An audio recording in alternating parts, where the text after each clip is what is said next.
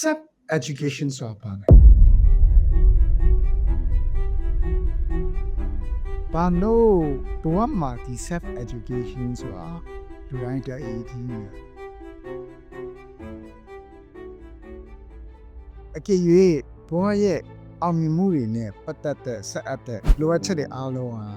တင်နဲ့ကျွန်တော်တို့အနည်းငယ်မှာအကုန်ရှိဆိုရင်တော့ဒီရုံလားဒီရတဲ့အားလုံးဟာတနေ့မှမဟုတ်ဘူးကြောင်းနေ့မှမဟုတ်ဘူးစာအုပ်တွေထဲမှာမဟုတ်ဘူး self education လို့ခေါ်တဲ့ကိုယ့်ကိုယ်ကိုတင်ယူလေ့လာမယ်စနစ်မှာ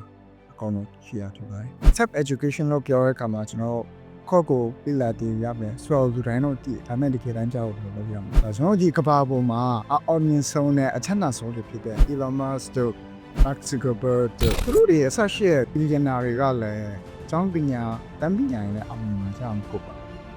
သူတို့ကိုယ်တိုင်လေ့လာတင်ယူတဲ့ self education လို့ခေါ်တဲ့ကိုယ်တိုင်လေ့လာတင်ယူတဲ့ပညာရေးစနစ်ကနေအောင်မြင်ကြသုံးတော့တာဒီနေ့လို IT ခေတ်မှာဆိုရင်ကျွန်တော်လေ့လာဆရာတွေအများပြပုံမရှိတယ်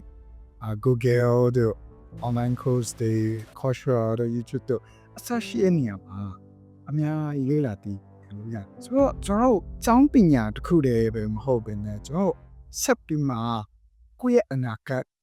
ကိုယ့်ရဲ့ဘဝမှာအောင်မြင်မှုဆိုတဲ့အရာကိုစွတ်ခွနိုင်ဖို့အတွက်ဒီအရာတွေကို self education လို့ခေါ်တဲ့ကိုယ်တိုင်လေ့လာတင်ယူ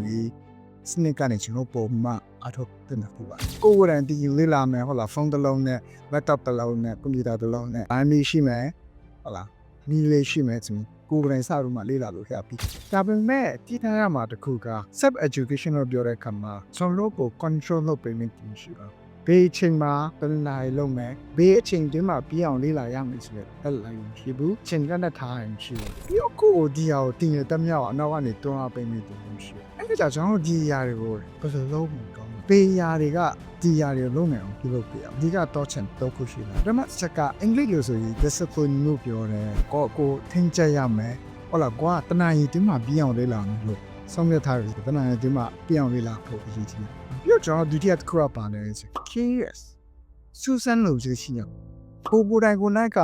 တခြားအစ်တစ်တော်ရာတွေကိုစူးစမ်းလို့စိတ်လေ့လာလို့စိတ်ရှိရင်ကိုအရေးကြီးပါတယ်ဒါမှပဲကျွန်တော်ဒီຢာတွေကဆက်ဆက်ပြီးမှကျွန်တော်လေ့လာနေဆိုရင်ရှိရမှာပါတတိယအချက်ကပါလဲဆိုရင် consistent ဆိုရတဲ့ကိုရှိလို့ပါတယ် consistent လို့ပြောရတဲ့မှာဒါရမြန်မာလိုဆိုကျွန်တော်နေ့စဉ်မပြတ်အဆက်မပြတ်တောင်လေ့လာခြင်းပြောတာဖြစ်ပါတယ်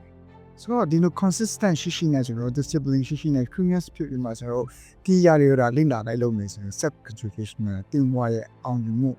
ကိုဒီဆောင်လာရင်းမှာဖြစ်ပါတယ်ကျွန်တော်ကျောင်းမာတွေတင်တန်းမာတွေအတန်းမာတွေနဲ့တင်ပေးရရတယ် communication ကျွန်တော် financial ကျောင်းတွေအဆရှိတဲ့အပြင်ကနေမတင်ပေးရရတယ်ဟုတ်လားအိုးမှမျိုးမဆို AI အကြောင်းတွေဟုတ်လားကျွန်တော် AI အကြောင်းတွေအဆရှိတယ်ဖြစ်ပေါ့နော်ကျွန်တော်အပြင်မှာကျောင်းမာတွေမတင်ပေးရရတယ်ကျွန်တော်ဒီ self education ကနေကျွန်တော်ပေးလာတင်ပြမှာကျွန်တော်ဒီနေ့ဗီဒီယိုဒီလောက်ပါမယ်ဒီလိုပေါ့နော်ကိုယ်တိုင်ဒီအကြောင်းအရာနဲ့ပတ်သက်တာပဲဖြစ်ဖြစ်ကျွန်တော်ဒီ education အကြောင်းအရာနဲ့ပတ်သက်တဲ့ content တွေဖြစ်ဖြစ်သိရှိတဲ့အကြောင်းအရာလေးရှိနေ comment မှာဒီဗီဒီယိုရပါတယ်အားလုံးကိုကျေးဇူးတင်ပါတယ်